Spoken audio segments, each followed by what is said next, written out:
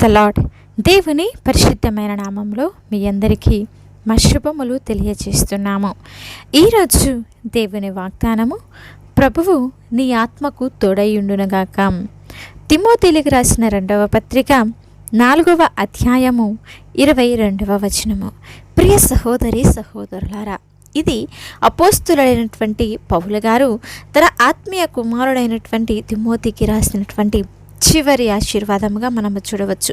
కష్టకాలంలో తిమోతి దేవుని యొక్క కృపతో బలముగా నిలబడాలని, దేవుని యొక్క తోడు ఎల్లప్పుడూ అతని ఆత్మకు ఉండాలని మరి అపోస్తలుడైనటువంటి పౌలు గారు కోరుకుంటున్నాడండి. అందుకే ప్రభువు నీ ఆత్మకు తోడై ఉండునుగాక అని సెలవిచ్చుచున్నాడు.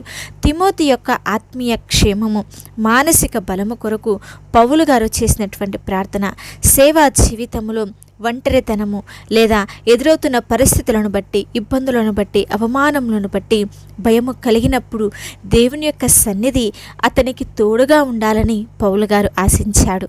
ఇది కేవలము తిమోతి గారికి రాసింది మాత్రమే కాదండి, అతనితో ఉన్న ప్రతి ఒక్క సేవకులకు, విశ్వాసులకు కూడా దేవుని యొక్క ఉచితమైనటువంటి కృప ప్రతి ఒక్కరికి తోడుగా ఉండాలని ఆశీర్వదించాడు.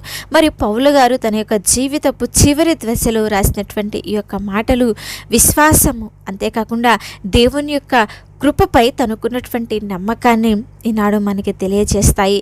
సమస్త శ్రమలలో దేవుని కృపయే మనకు నిత్యమైనటువంటి ఆదరణ. ఇది కేవలము ఒక వీడ్కోలు పలకరింపు మాత్రమే కాదండి, ఒక గొప్ప ఆశీర్వాదంను తిమోతికి ఇక్కడ పౌలు గారు ఇస్తున్నారు.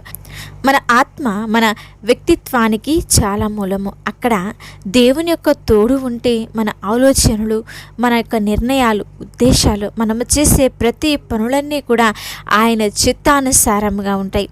అలా కాకుండా మన ఇష్ట ప్రకారంగా మన సొంత నిర్ణయాలు, సొంత ఉద్దేశాలు, సొంత ఆలోచనలు మనము నెరవేర్చుకుంటున్నామనుకోండి, మనలో దేవుని యొక్క ఆత్మ నడిపింపు అనేది లేదు. పౌలు గారు ఈ మాటలు రాస్తున్నప్పుడు మరి రోమా చెరసాలలో ఉన్నాడు. మరణము అతనికి దగ్గర పడుతుంది.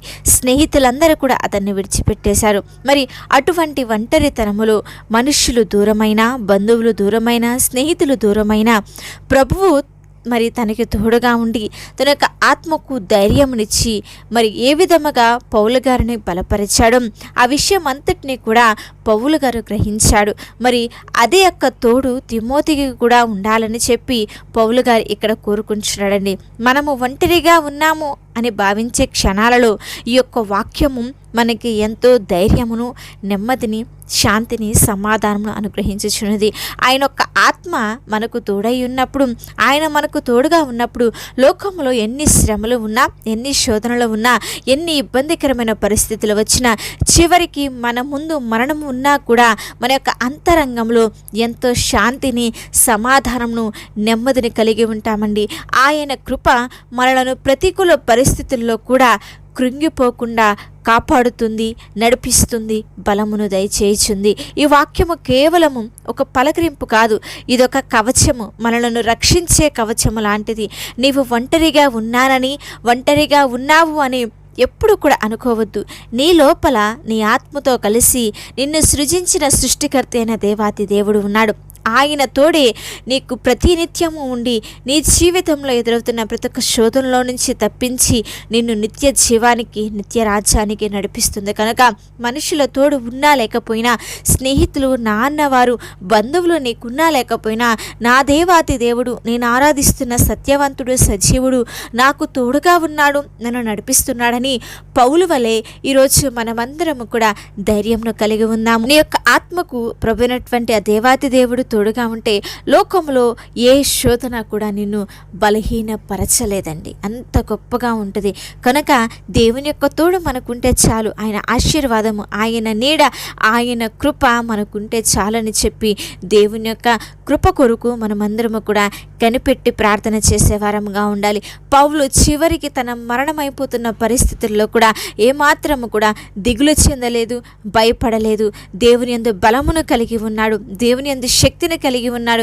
ఎలాంటి పరిస్థితి ఎదురైనా నా దేవుడు నన్ను విడిచిపెట్టడు అని మరి దేవుని యొక్క వాక్యం ద్వారా తనను తాను బలపరుచుకొని అదే బలాన్ని మరి తిమోతి గారికి కూడా తెలియచేస్తూ నీ యొక్క సేవా జీవితంలో శోధనలు ఎదురైనా, ఒంటరితనం ఎదురైనా, ఇబ్బందికరమైన పరిస్థితులు ఎదురైనా సరే దేవుని యొక్క ఆత్మ నీకు తోడుగా ఉంటుంది అని సెలవిచ్చుచున్నట్లుగా ఈరోజు మన జీవితాలలో కూడా శోధనలు, ఇబ్బందికరమైన పరిస్థితులు వస్తాయి. ఆ ప్రతి ఒక్క పరిస్థితులన్నింటిలో నుంచి కూడా ఆయన ఆత్మ మనకి తోడుగా ఉండి ఎల్లప్పుడూ కూడా మనల్ని నడిపించి బలమును దయచేస్తుంది. కనుక దేవా నాకు తోడుగా ఉండు, నన్ను నడిపించు, నా జీవితాలలో శక్తిని అనుగ్రహించు అని చెప్పి ఆయన తోడు కొరకు, నీడ కొరకు, కృప కొరకు మనమందరం కూడా కనిపెడదాము. చిన్న ప్రార్థన చేసుకుందాం.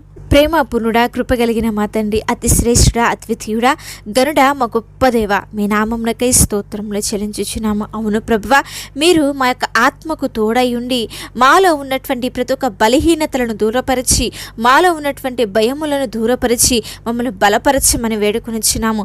ఈ లోకంలో మాకు ఎవరు ఉన్నా లేకపోయినా, మనుషులు దూరమైన, స్నేహితులు విడిచిపెట్టేసిన, ఒంటరితనములో ఉన్న మాకు నీవే మాకు ఆధారమని, నీవే మాకు ఆశ్రయమని, నీ ద్వారానే మేము ధైర్యాన్ని పొందుకుంటాము అన్నటువంటి విషయాన్ని మేమందరం కూడా గ్రహించి నీ యొక్క సన్నిధిలో ధైర్యము కలిగి, బలము కలిగి ఎదిగే కృపను మా అందరికీ ప్రసాదించమని వేడుకొనిచున్నాము తండ్రి. నీ యొక్క కృప చేత మమ్మల్ని అందరినీ నడిపించండి, మా అడుగులను స్థిరపరచండి, సరైన మార్గంలో మేము వెళ్ళుటకు నీ కృపను అనుగ్రహించమని వేడుకొనిచున్నాము.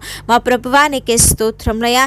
ఎగ్జామ్స్ రాస్తున్న బిడ్డల విషయమే ప్రార్థించుచున్నాం. మంచి జ్ఞానంను దయచేయండి తండ్రి. అలాగే శోధనలు, ఇరుకులు, ఇబ్బందుల్లో ఉన్న బిడ్డలు ఉన్నారు ప్రభువా, వారందరి ప్రతి ఒక్క క్లిష్టతరమైన పరిస్థితులన్నింటిలో నుంచి కూడా విడుదల దయచేయండి.